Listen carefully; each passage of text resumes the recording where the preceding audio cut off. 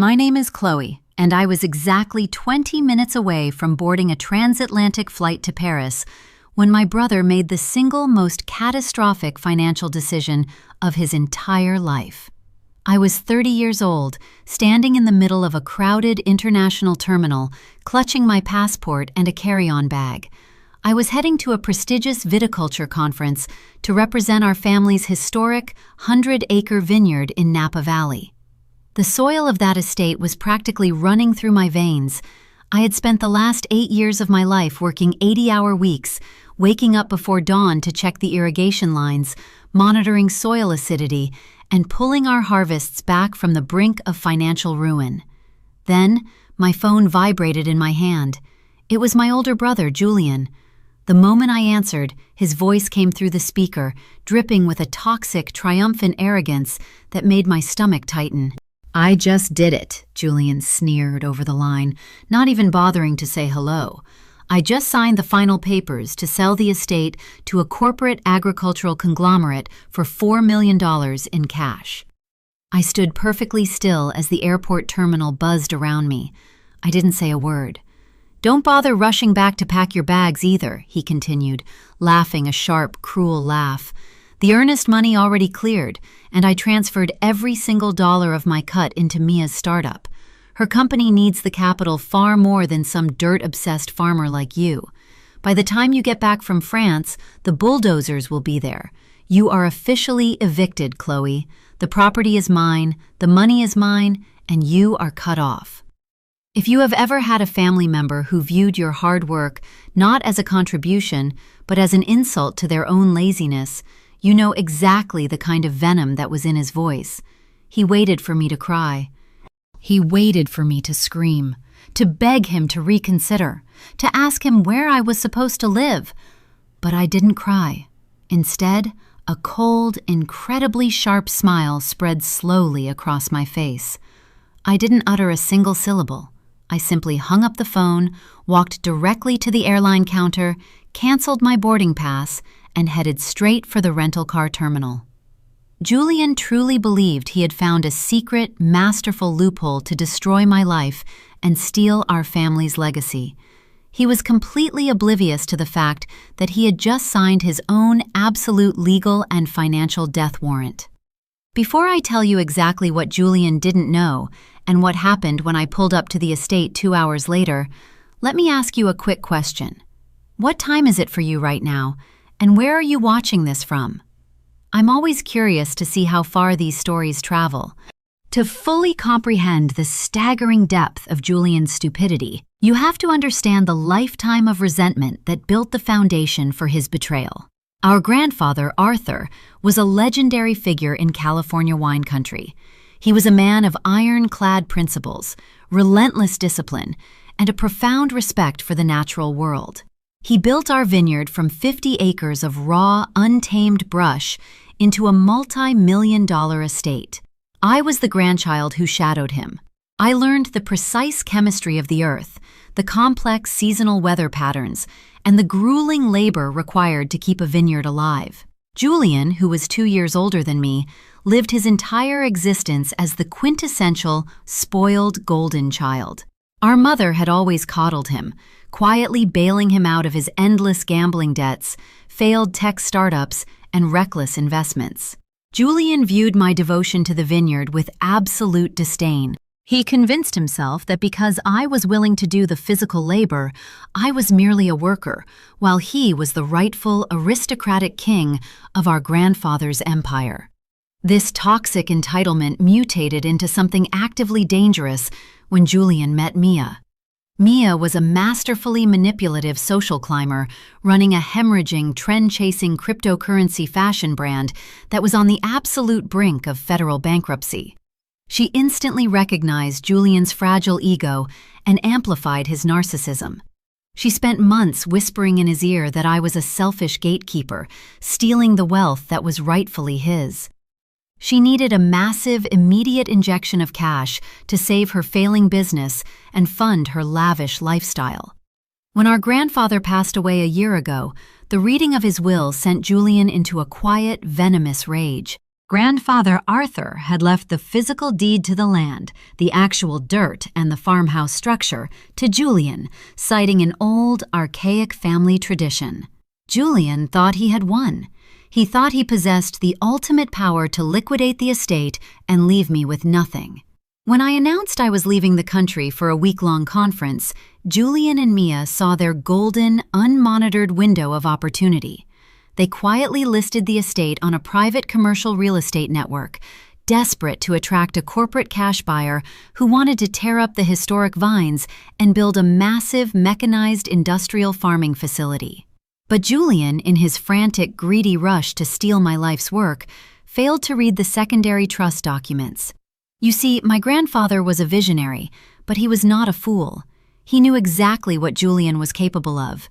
He knew Julian would eventually try to sell the land the moment he needed quick cash. The drive from the airport back to Napa Valley took 2 excruciating hours. I wasn't racing with panic. My mind was filled with a profound, dark amusement. I connected my phone to my car's Bluetooth and called Mr. Sterling, my grandfather's lifelong trust attorney. When I explained the phone call I had just received, Mr. Sterling let out a low, booming laugh that completely confirmed my suspicions. "Chloe, your brother has finally managed to outstupid himself," Mr. Sterling said, his voice echoing with unshakable legal confidence. "He has walked completely blindfolded into the exact bear trap your grandfather set for him. I am pulling the master restricted covenants from our secure vault right now. Meet me at the front gates in 45 minutes. Do not say a word to him until I arrive. Let them celebrate their absolute ignorance." When I pulled my car up the long, dusty gravel driveway of our estate, the sight that greeted me was almost poetic in its sheer delusion. The historic farmhouse stood majestic against the late afternoon sun, centuries-old oak trees framing the wraparound porch. And there, standing on the manicured front lawn, were Julian and Mia. They were dressed in absurdly expensive brand-new designer clothes, aggressively popping bottles of imported champagne. Parked next to the porch was a massive, brand-new luxury SUV they had clearly leased that very morning using the earnest money deposit. They had already started dragging my personal belongings, suitcases, boxes of books, framed photographs, out onto the dirt driveway. As I stepped out of my car and walked toward them with an expression of calm, unbothered serenity, Julian's face twisted into a smug, victorious sneer. "Well, well, look who decided to miss her flight," Julian mocked loudly, raising his champagne flute in my direction. Mia stood beside him, letting out a sharp, condescending chuckle as she adjusted her oversized sunglasses. "You're too late, Chloe," Julian gloated, his chest puffed out with unearned authority. "The corporate sales contract is signed. The $1 million cash deposit has already cleared into Mia's primary corporate account. You thought you could keep me trapped on this rotting farm forever, but I just proved you're completely powerless. The developers are pulling up right now to finalize the physical walkthrough and take the keys. Get your trash off my driveway and get out." Mia stepped forward, her eyes gleaming with a vicious satisfaction. "You really should have stayed at the airport, Chloe. Real business belongs to people who actually know how to leverage assets. Julian gave me the capital because I am his future. You are just a bitter ghost." I stood there completely silent, watching the expensive bubbles fizz over the rim of their glasses. I felt a sudden, uncontrollable urge to laugh out loud. The astronomical scale of their ignorance was staggering. They had spent months plotting, yet they had failed to perform the most basic, fundamental due diligence required in California real estate. Before they could hurl another insult, a sleek black town car pulled through the gates, followed immediately by a massive corporate van bearing the silver logo of Apex Agricultural Holdings. Mr. Sterling stepped out of the black town car, holding a heavy, locked leather briefcase. His expression was a mask of absolute professional gravity. From the corporate van stepped Victor Vance, the notoriously ruthless chief acquisitions officer of Apex Holdings, flanked by 3 corporate lawyers and a property surveyor. Julian's eyes lit up with pure financial greed. He rushed forward to greet Victor, completely ignoring me and Mr. Sterling, eager to show off his newfound power. "Welcome to your new property, Victor," Julian announced smoothly, extending his hand. "As you can see, the estate is clear. My sister has just arrived to accept her eviction, and we are fully prepared to hand over the master keys and sign the final closing documents for the remaining $3 million. Victor ignored Julian's outstretched hand. His face was a chilling mask of corporate hostility as he looked directly at Mr. Sterling and then at me.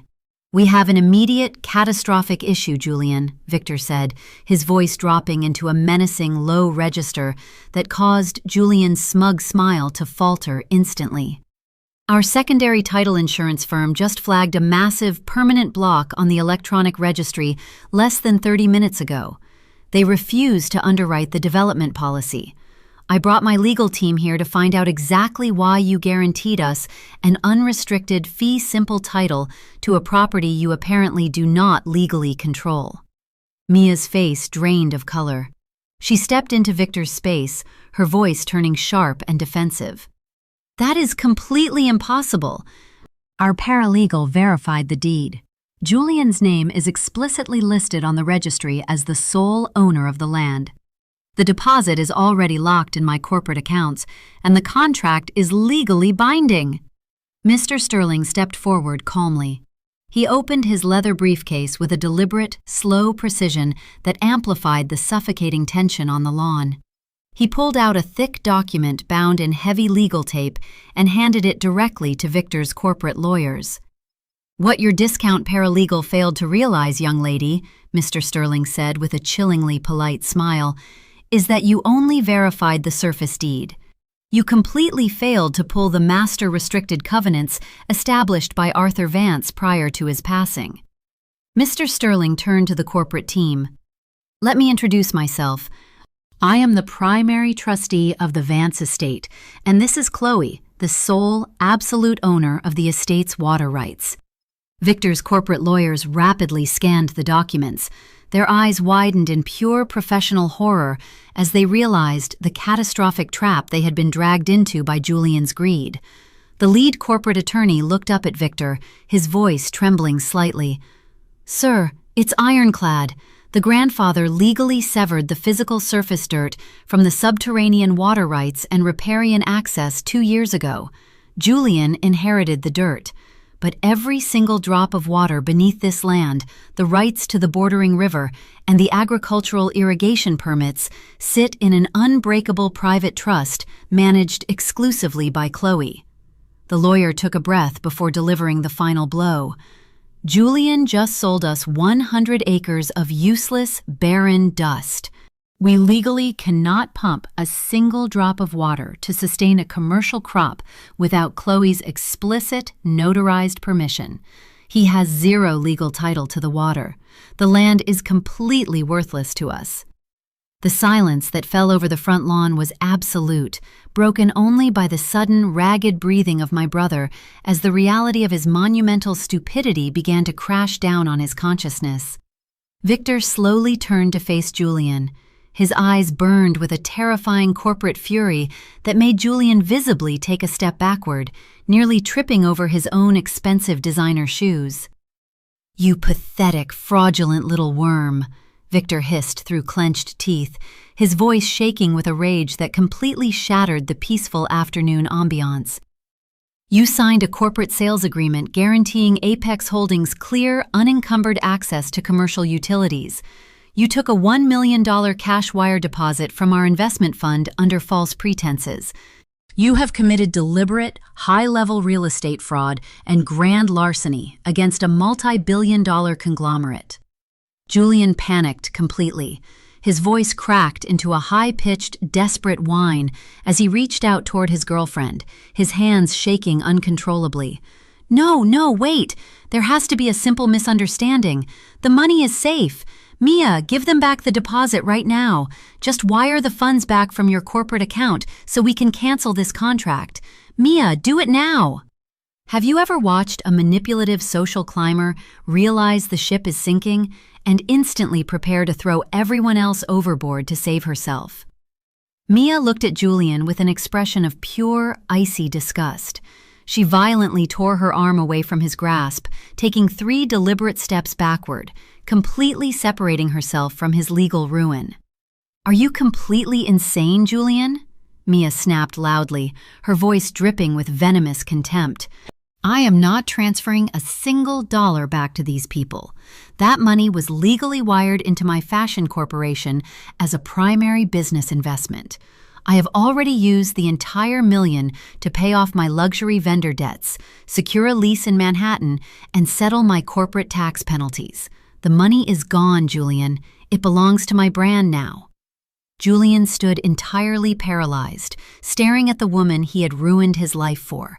His mouth hung open in pure, unadulterated shock.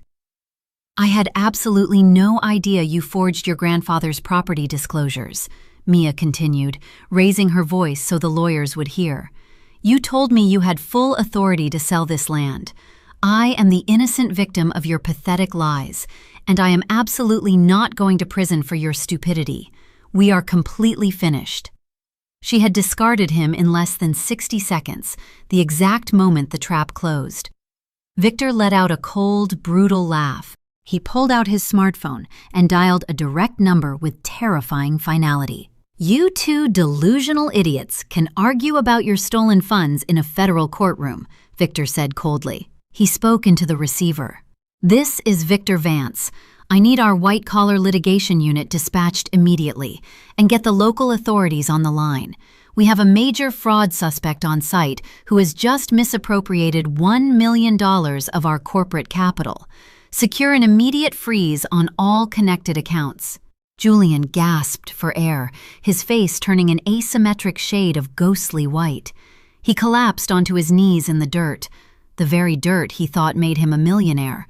He looked up at me, his eyes bloodshot, filled with a frantic, unhinged desperation.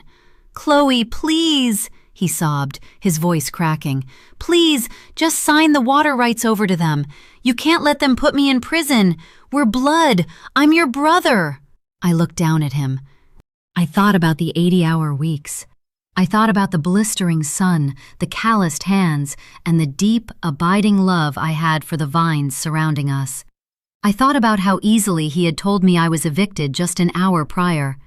"You called me an hour ago to tell me I was cut off, Julian," I said quietly, my voice radiating a calm, absolute power that completely silenced his frantic hyperventilating. "You told me your girlfriend needed our grandfather's legacy more than I did. You thought my devotion to the soil made me a servant. But you forgot that a farmer knows a fundamental truth. A plant without water is already dead. It just doesn't know it yet." I turned my back on him and walked up the steps of the farmhouse. "You didn't sell my home, Julian. You sold your own grave."